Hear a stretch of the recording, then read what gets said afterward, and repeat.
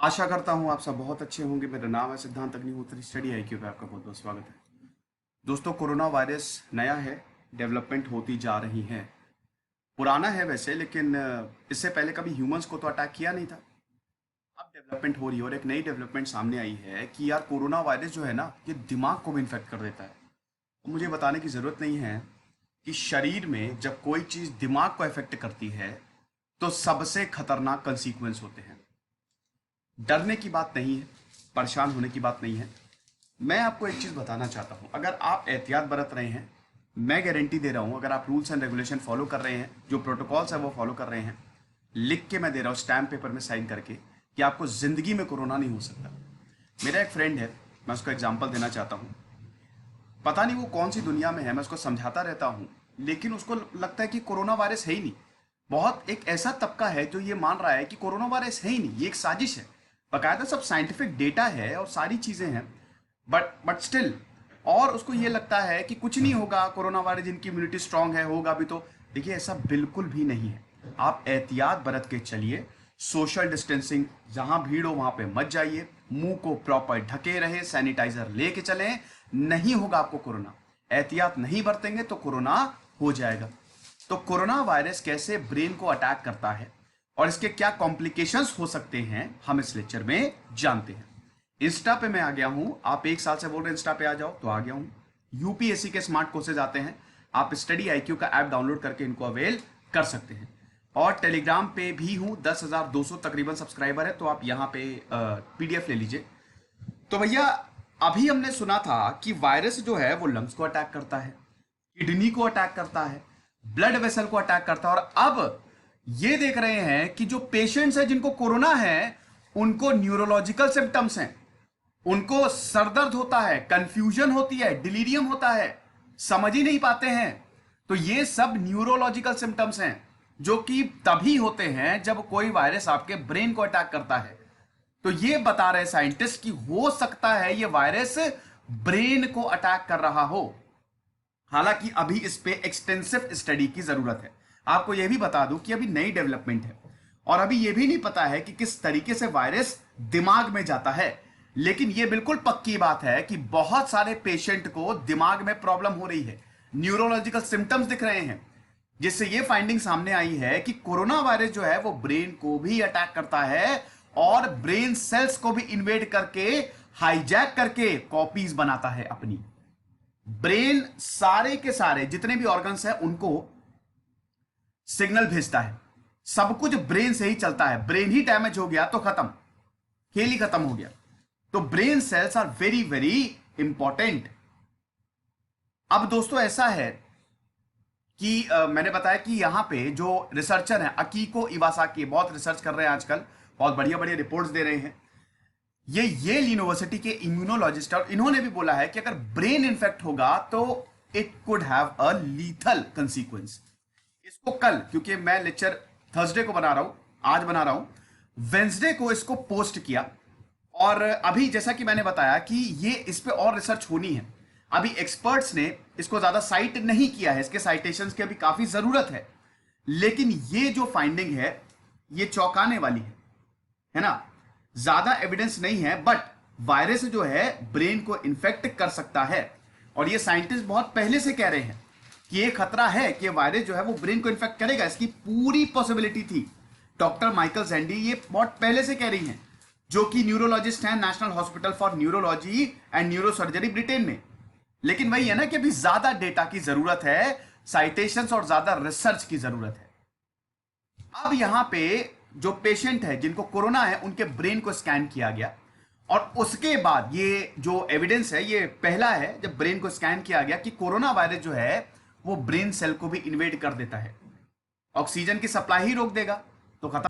अब दोस्तों, इससे पहले जीका वायरस जो है वो ब्रेन सेल्स को इन्फेक्ट करता था। और जब भी कोई वायरस सेल को इन्फेक्ट करता है तो इम्यून सिस्टम रिस्पॉन्ड करता है हमारा, और उस वायरस को खत्म करता है। जो भी इन्फेक्टेड साइट है, अफेक्टेड सेल्स को डिस्ट्रॉय करता है। ये मैं कई बार बता चुका हूं, इस पर लेक्चर भी मैंने सेपरेट लिया हुआ है।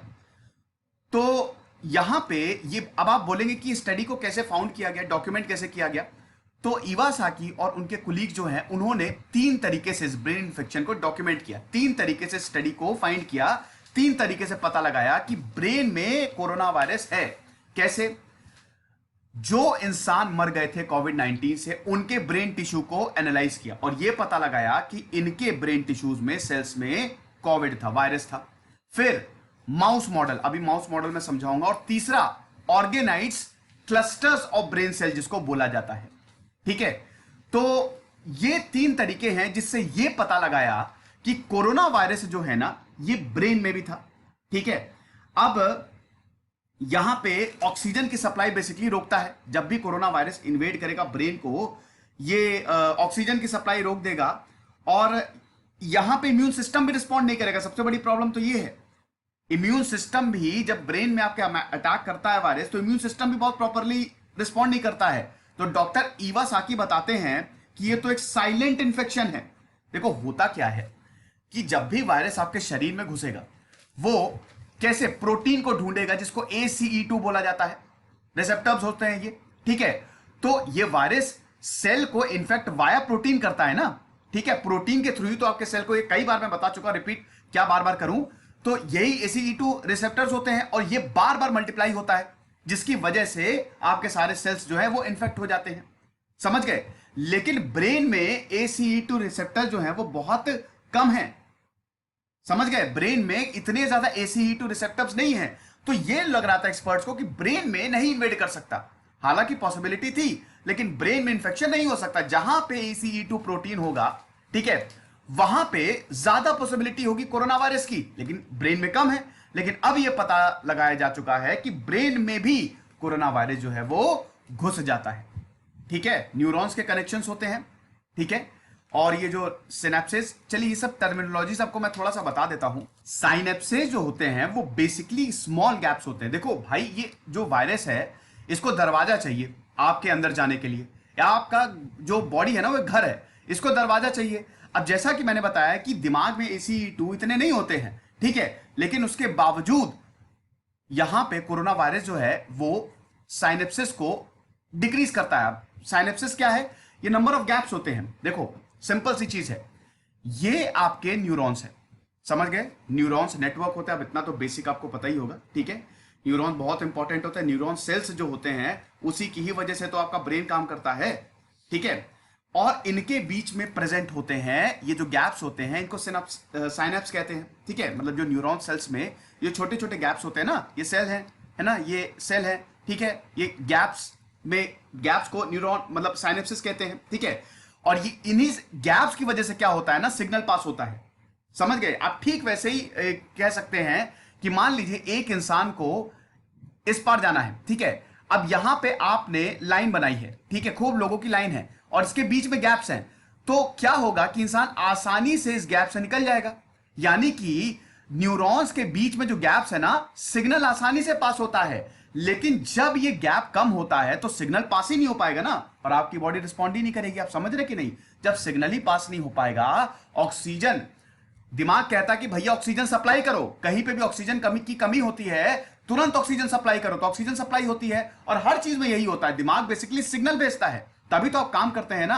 आप कॉफी का मग उठाते हैं, वो दिमाग सिग्नल भेजता है कि कितने स्पीड से आपको कॉफी का मग उठाना है, कितने डिस्टेंस होना चाहिए कॉफी के मग और आपके हाथ में। आप उसको तेजी से भी उठा सकते हैं, आप उसको गिरा भी सकते हैं, लेकिन ऐसा नहीं होता है क्योंकि दिमाग कंट्रोल करता है। और ये सब इन कनेक्शंस, न्यूरॉन कनेक्शंस की वजह से होता है, जिसके बीच का गैप होता है सिनाप्स से। ठीक है, और साइनेप्स क्या करता है, अगर ये गैप कम होगा, सिग्नल ही नहीं जा पाएंगे ना, क्लोज हो जाएगा, सिग्नल कहां से जा पाएंगे? इसी वजह से मौतें होती है, इसी वजह से मौत होती है। ठीक, चलो अब यहां पे पहला तो मैंने आपको बता ही दिया कि यहां पे जो 3 डॉक्यूमेंटेड, मतलब जो इन्फेक्शंस थे वो 3 तरीके से डॉक्यूमेंट किए गए। एक तो कोविड-19 से जिनकी मौतें हुई उनके ब्रेन टिश्यू को देखा गया, और दूसरा माउस मॉडल क्या है, यहां पे देखिए ये इंपॉर्टेंट है, 2 सेट्स ऑफ माइस लिए, मतलब 2 चूहों को लिया, एक जिनमें ACE2 रिसेप्टर ब्रेन में था, दूसरा, अब ये देखिए स्टडी कितनी खतरनाक है, खतरनाक इन द सेंस कि कितने खतरनाक तरीके से इन्फेक्ट करता है। दूसरा ACE2 रिसेप्टर्स लंग्स में था। समझ गए? एक चूहा, दूसरा चूहा, एक ब्रेन में ACE2 रिसेप्टर, एक लंग में। जहां ACE2 रिसेप्टर ज्यादा होगा, मतलब जहां पे, तो वहां पे हम देखते हैं कि वायरस जो है वो ज्यादा अटैक करेगा, क्योंकि वो इसी के ही थ्रू अटैक करता है, सरफेस पर मल्टीप्लाई करता है। ठीक है, तो दोस्तों साइंटिस्ट ने यह पाया है, जिस चूहे के दिमाग में ACE2 रिसेप्टर हुआ और हमने वायरस को उसमें इंट्रोड्यूस किया, 6 दिन के अंदर अंदर उसकी मौत हो गई। और लंग, जिसके लंग में इन्फेक्ट किया हमने, लंग्स में जहां पे इन्फेक्शन ज्यादा था, ठीक है, ACE2 रिसेप्टर के थ्रू, उसमें मौत नहीं हुई। यानी कि दिमाग में, सिंपल सी चीज है, अगर दिमाग में वायरस इन्फेक्ट कर रहा है, दिमाग को इन्फेक्ट कर रहा है, तो आपकी मौत जल्दी हो जाएगी, बहुत जल्दी हो जाएगी। यह इस स्टडी में सामने आया है। आप समझ गए? तो भैया, brains may be more lethal than respiratory infection. मैं फिर बता रहा हूं कि अभी यहां पे जितने भी रिसर्चर्स हैं, ये खुद भी कह रहे हैं कि अभी हमको ज्यादा डेटा की जरूरत है। लेकिन जो कोविड पेशेंट्स हैं, 60%, देख लीजिए, 40 to 60% पेशेंट्स जो हैं, they experience neurological and psychiatric symptoms. यानी कि काफी हद तक कोविड-19 जो है वो दिमाग में भी इन्वेड कर रहा है। डरने की जरूरत नहीं है, ध्यान रखिए अपना, थोड़ा सा सतर्क रहिए। सतर्क रहेंगे तो चीजें ठीक होंगी, तब आपको कभी कोरोना नहीं होगा। तो आई होप ये लेक्चर आपको पसंद आया होगा। अच्छा, एक चीज और आपको बता देता हूं कि जो वायरस है, ये ब्रेन में ऑल्फैक्टरी बल्ब के थ्रू जाता है। ऑल्फैक्टरी बल्ब जो होता है वो स्मेल आइस के थ्रू या ब्लड स्ट्रीम के थ्रू रेगुलेट करता है। हालांकि अभी भी ये देखिए, साइंटिस्ट ये बोल रहे हैं कि हमको पाथ का नहीं पता है। मैंने बताया ना कि जब वायरस आपकी बॉडी में घुसता है, कहीं पे भी किसी ऑर्गन में घुसेगा, तो वो उसको एक दरवाजे की जरूरत होगी। तो वो दरवाजा कौन सा है जो दिमाग में घुस रहा है, ये अभी साइंटिस्ट जो है वो पता नहीं लगा पाए हैं। लेकिन हां, ये तो पता लगा दिया है, उनके पास इतना डेटा है कि दिमाग को तो इन्फेक्ट करता है। Scientific data ahead of the clinical evidences. ठीक है, ये लेक्चर था, आई होप आपको समझ में आया होगा, इसमें कोई भी प्रॉब्लम नहीं है।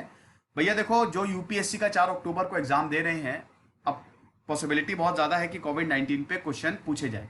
तो जो लोग मेरी सीरीज को फॉलो कर रहे हैं कोविड-19 पे, अब तो मैंने बहुत सारे लेक्चर्स लिए हैं, उनको सब कुछ समझ में आ गया होगा। ठीक है, खुश रहिए, पढ़ते रहिए। जैसे सिद्धांत अग्निहोत्री, साइनिंग ऑफ।